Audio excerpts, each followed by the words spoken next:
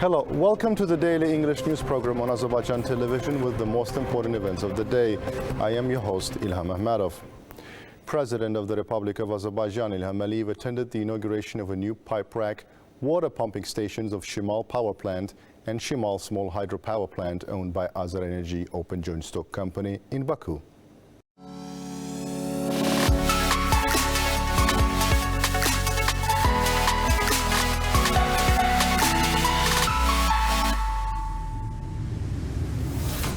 In the last 20 years, the water level in the Caspian Sea has dropped by 2 meters, causing many problems as well as posing a risk to the operation of the country's second largest power plant, Şimal.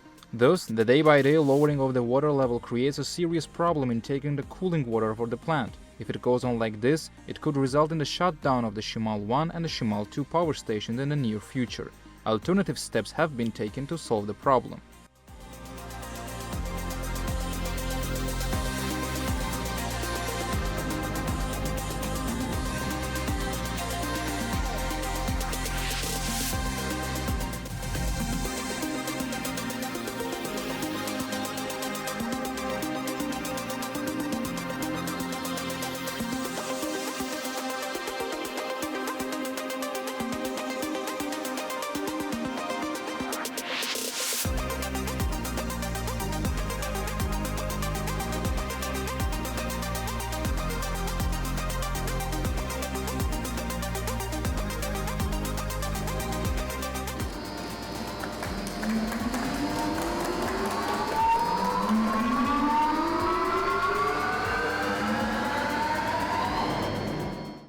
The 540-meter-long pipe rack allows cold water to be taken from the 8-meter depth of the Caspian Sea. Babarzayev, president of Azerenergy OJSC, informed President İlham about the work done.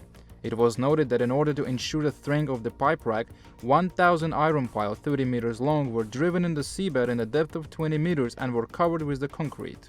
8 pumps with a capacity of 9,000 cubic meters per hour have been installed. 6 of them are constantly in operation and 2 are kept in reserve. Water drawn from 8.5-meter depth of the sea by means of pumps with a combined capacity of 54,000 cubic meters per hour is pumped into the existing water intake channel at a temperature of 2.6 Celsius. The water intake channel is closed by the Shandor device, which can be controlled from the seaside, and the water level in the channel is brought to minus 27 meters. This way, the normal working mode of the existing pumps is ensured and a drastic rise of the temperature of the cooling water supplied to the plant in the summer month is prevented. The head of state was also informed about Şimal small power plant constructed at the territory of Şimal power plant.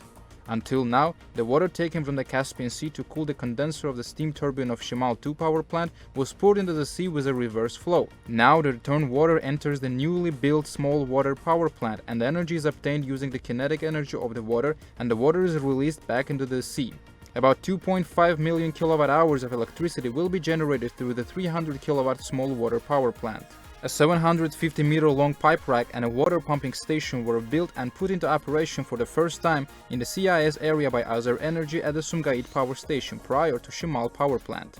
Due to the reduction of the water level in the Kür River, a water intake facility was built to supply the country's third-largest power plant, Canub power station, with cooling water.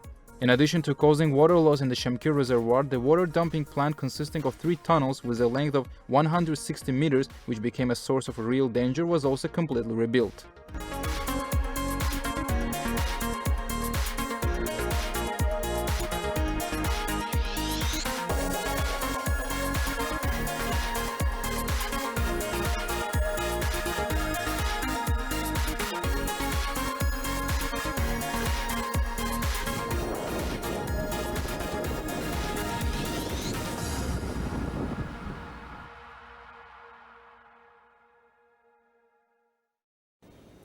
Arms are transported from India to Armenia through Iran.